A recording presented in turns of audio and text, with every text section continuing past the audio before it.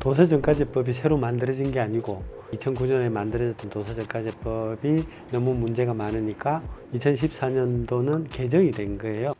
그때 당시에도 우리가 사실은 너무나 절박한 심정으로 도서정가제를 추진을 했던 건데 그 지난 6년 동안 생각을 하면서 제 생각이 그때는 너무 현안에만 매몰되어 있었구나 하는 생각이 들었어요. 사실은 도서정가제가 출판계에 여러 가지 영세하고 작은 규모의 서점이나 출판사를 돕기 위한 제도라고 생각하면 저는 그건 안 될 것 같아요.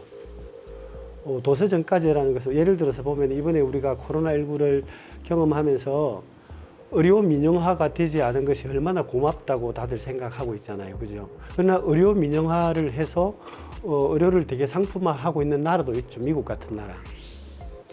우리는 그렇게 의료 민영화를 받아들이지 않았죠. 교육도 마찬가지지 않습니까? 교육도 학원이 있지만 아주 잘 나가는 학원, 잘 가르치는 학원이 있다고 해서 그 학원이 학교를 대체하지는 않지 않습니까?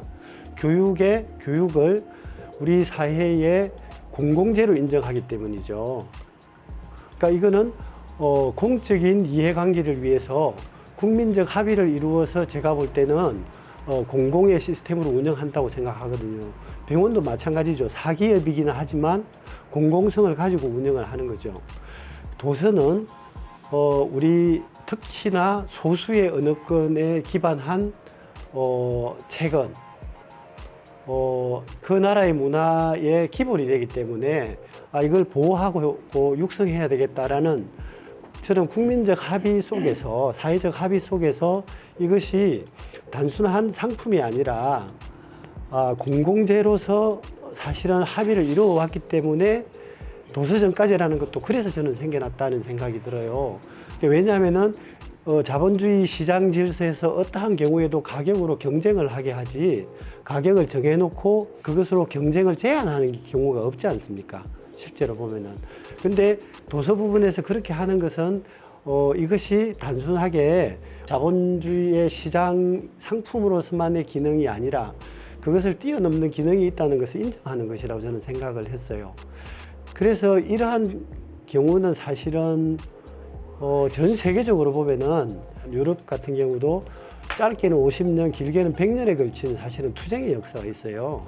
보면은 경제주의자와 그래도 문화 상품의 중요성과 그 나라 문화 보호를 중요하게 생각하는 사람들 간에 굉장히 처절한 사실은 역사적 투쟁이 있었던 거예요. 우리 한국도 마찬가지예요. 1970년대에 정찰제를부터 해가지고 지금까지 세 차례에 걸쳐서 사실은 법이 개정되어 온 부분이고, 그래서 이제 이런 과정에서 보면은 책을 도서정가제만으로 공공재를 인정하는 게 아니라 보면은 책은 또 부가가치세도 면세를 시켜요. 사실은 그런 이유 때문이죠. 그냥 출판사들이 내하고 친해서 출판사들이 안 됐어서 해주는 게 아니거든요. 사회가 뿐만 아니라 우리 옷이라든지 어떤 먹거리라든지 어떤 상품이 도서관이라는 기능을 가지고 국가의 국민들로부터 걷어들인 세금을 가지고 그걸 구비해서 그래서 돈으로부터 구애받지 않고 독서에 대한 접근권을 보장하겠다고 하는 것이 저는 도서관이라는 제도라고 봐요.